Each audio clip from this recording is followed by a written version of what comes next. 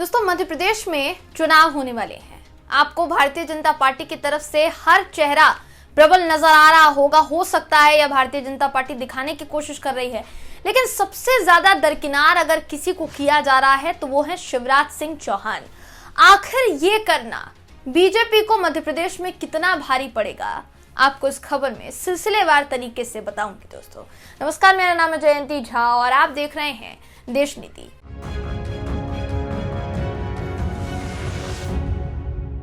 देश नीति, केवल सच्ची और पक्की खबरें। देश में गुजरात के बाद मध्य प्रदेश ऐसा दूसरा सूबा है जहां भारतीय जनता पार्टी पिछले 20 साल से सत्ता में है और शिवराज सिंह चौहान 18 साल से मुख्यमंत्री बने हुए हैं। हालांकि उनका ये राजयोग 5 साल पहले हुए विधानसभा चुनाव में भंग हो गया था, लेकिन महज 15 महीने बाद ही कांग्रेस की सरकार गिर जाने पर उन्हें फिर से राजपाट हासिल हो गया, जिसे आगे भी बनाए रखने यानी 5वीं बार मुख्यमंत्री बनने के लिए उन्हें इस समय 2 मोर्चों पर जद्दोजहद करनी पड़ रही है।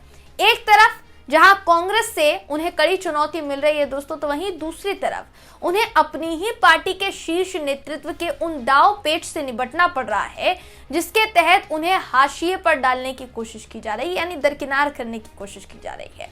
दरअसल भारतीय जनता पार्टी में मोदी और शाह जी का युग शुरू होने के बाद पिछले 10 साल में वाजपेयी आडवाणी युग के ज्यादातर सूबेदारों यानी प्रादेशिक छत्रपों को किनारे कर दिया गया, लेकिन मध्य प्रदेश के मुख्यमंत्री शिवराज सिंह चौहान अपवाद है। मोदी जी और शाह जी की पसंद ना होते हुए भी पार्टी के लिए अपनी प्रासंगिकता और जरूरत वो बनाए रखे हुए हैं। इस समय विधानसभा चुनाव के चलते भी उन्हें हाशिए पर डालने की कोशिश आलाकमान की ओर से की गई है दोस्तों, लेकिन शिवराज सिंह चौहान ने बहुत चतुराई से ऐसी चुनौती भरे तेवर दिखाए हैं कि आलाकमान को मजबूर होकर अपनी तलवार वापस म्यान में डालनी पड़ गई। 10 साल में ये पहला मौका है जब किसी छत्रप के आगे मोदी शाह को इस तरीके से झुकना पड़ रहा है। 2 महीने पहले 21 अगस्त को केंद्रीय गृह मंत्री अमित शाह जी मध्य प्रदेश की राजधानी भोपाल गए थे। इस यात्रा के दौरान होता यह है कि उन्होंने मीडिया के सामने शिवराज सिंह चौहान सरकार के 5 साल का रिपोर्ट कार्ड जारी किया था। इसी कार्यक्रम के दौरान जब उनसे पूछा गया था कि आगामी विधानसभा चुनाव में भाजपा की ओर से मुख्यमंत्री पद का उम्मीदवार कौन होगा, तो उन्होंने जवाब में जो कहा था उसके बाद से ही अटकलें शुरू हो गई थी कि शिवराज सिंह चौहान का राजयोग अब समाप्त हो चुका है, खत्म हो चुका है। अमित शाह ने कहा था कि अभी तो शिवराज जी मुख्यमंत्री हैं ही, चुनाव के बाद मुख्यमंत्री कौन होगा ये तय करना पार्टी का काम है और पार्टी तय करेगी। अमित शाह का ये कथन इस बात का स्पष्ट संकेत था, साफ संकेत था कि भारतीय जनता पार्टी अपने अभी तक के सबसे लंबे समय तक मुख्यमंत्री रहने वाले शिवराज सिंह चौहान का विकल्प ढूंढ रही है, कोई ना कोई ऑप्शन खंगाल रही है। अमित शाह के इस बयान के बाद भी दोस्तों पार्टी के शीर्ष नेतृत्व के लगातार संकेत दिए जाते रहे कि अब उनके दिन पूरे हो गए हैं, लेकिन शिवराज सिंह चौहान ने हथियार ही नहीं डाले। चुनाव नजदीक आते ही उन्होंने गजब की हिम्मत दिखाई है और अपने चुनौती भरे तेवर से आलाकमान को झुकने के लिए उन्होंने मजबूर कर दिया है। पहले तो पार्टी आलाकमान ने कहा कि विधानसभा चुनाव में पार्टी किसी को भी मुख्यमंत्री पद का उम्मीदवार घोषित नहीं करेगी और प्रधानमंत्री नरेंद्र मोदी के चेहरे पर ही चुनाव लड़ेगी, ये पार्टी ने कहा था दोस्तों, अगर आपको याद हो तो।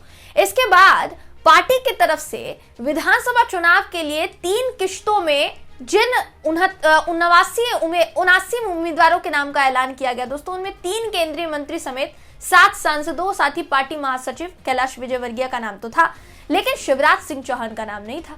इसके बाद यह माना जाने लगा कि पार्टी उन्हें चुनाव नहीं लड़वाएगी।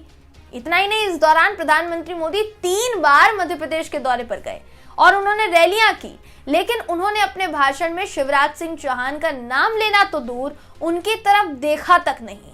इतना ही नहीं, अपने भाषणों में मध्य प्रदेश सरकार की किसी योजना या उपलब्धि का जिक्र तक नहीं किया और केंद्र सरकार की योजनाओं के नाम पर ही लोगों से भाजपा के लिए वोट मांगे। क्या किया गया? इन सारी बातों को मीडिया में भी प्रमुखता से जगह मिली। इतना सब होने के बावजूद शिवराज सिंह चौहान की हिम्मत जो है दोस्तों वो नहीं हारी। सबसे जरूरी बात, उन्होंने प्रदेश में अपने दौरे जारी रखे और अपनी आम सभाओं में खुद को मुख्यमंत्री पद के दावेदार के तौर पर पेश करना शुरू कर दिया।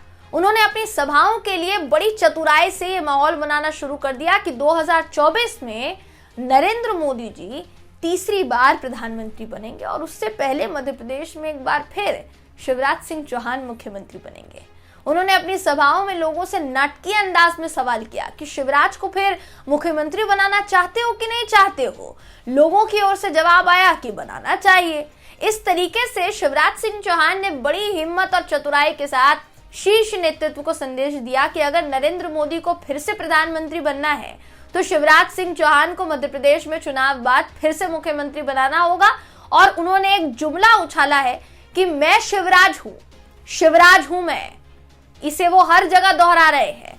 उन्होंने शहडोल की एक सभा में कहा कि शहडोल के विकास की आवाज हूं मैं, शिवराज हूं मैं। इसके बाद उन्होंने एक दूसरी सभा में कहा महिला सशक्तिकरण की आवाज हूं मैं, शिवराज हूं मैं। फिर एक अन्य कार्यक्रम में उन्होंने कहा कि मैं दिखने में भले ही दुबला पतला हूं लेकिन लड़ने में बहुत तेज हूं।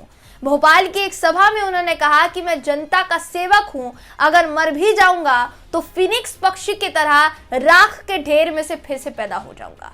मध्य प्रदेश में भाजपा घोषित तौर पर दोस्तों मोदी के नाम पर चुनाव लड़ रही है, मोदी जी के नाम पर। और ऐसे में शिवराज सिंह चौहान चुनौती भरे अंदाज में खुद का नाम जपना किसी बात का देखिए संकेत ये समझा जा सकता है कि संकेत दे रहे हैं। जाहिर है अपनी पार्टी के शीर्ष नेतृत्व को लेकर शिवराज सिंह चौहान का नजरिया जो है वो बदल गया है।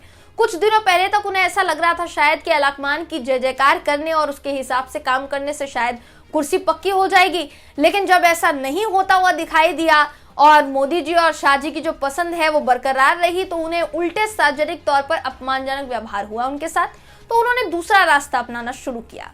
उन्होंने घी निकालने के लिए सीधी उंगली के बजाय उंगली जो है वो टेढ़ी कर दी, इस्तेमाल शुरू कर दिया। इस बीच विपक्षी पार्टियों ने जातिगत जनगणना और आरक्षण के मुद्दे को लेकर ओबीसी का जो नैरेटिव बनाया था दोस्तों, उससे भी शिवराज सिंह चौहान को बड़ी राहत मिली क्योंकि वो ओबीसी के नेता हैं, जबकि कांग्रेस ने कमलनाथ को मुख्यमंत्री पद का उम्मीदवार बनाया जो कि पंजाबी खत्री हैं। भाजपा में मुख्यमंत्री पद के जो अन्य दावेदार हैं उनमें भी ज्यादातर अगड़ी जातियों के ही नेता हैं।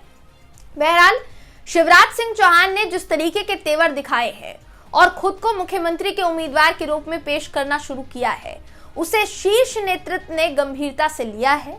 और इसके अलावा विधानसभा चुनाव के लिए पहली 3 सूचियों में घोषित किए गए लगभग 79 नाम जो है दोस्तों उम्मीदवारों के नाम, उनमें से पार्टी में कई जगह से आई असंतोष और बगावत की खबरों से भी शीर्ष नेतृत्व पर दबाव बना है और उसे मजबूर होकर उम्मीदवारों की चौथी सूची शिवराज सिंह चौहान का नाम के साथ जारी करनी पड़ी है।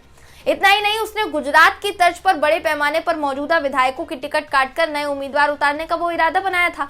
आपको याद होगा उम्मीदवारों की टिकट काटे गए थे, उसके बाद नए उम्मीदवारों को टिकट दिया गया था तो वो भी छोड़ना पड़ा। 57 उम्मीदवारों की जो चौथी सूची जारी की थी उसमें अधिकांश मंत्री और विधायकों को मौका दिया गया। जिन विधायकों को दोबारा मौका दिया गया है दोस्तों, उनमें से ज्यादातर की पैरवी शिवराज सिंह चौहान ने की थी।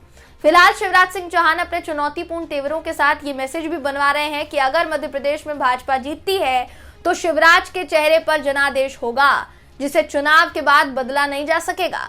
विधानसभा चुनाव के लिए अपनी और अपने समर्थक विधायकों की उम्मीदवारी घोषित होने के बाद वो जमीन पर भी लड़ने के तेवर जो है दोस्तों दिखा रहे हैं और ऐसा लग रहा है कि पार्टी के अंदर भी लड़ाई की जो तैयारी है वो पूरी तरीके से वो कर रहे हैं कि अगर उनको नहीं बनाया गया तो कैसे निपटना है।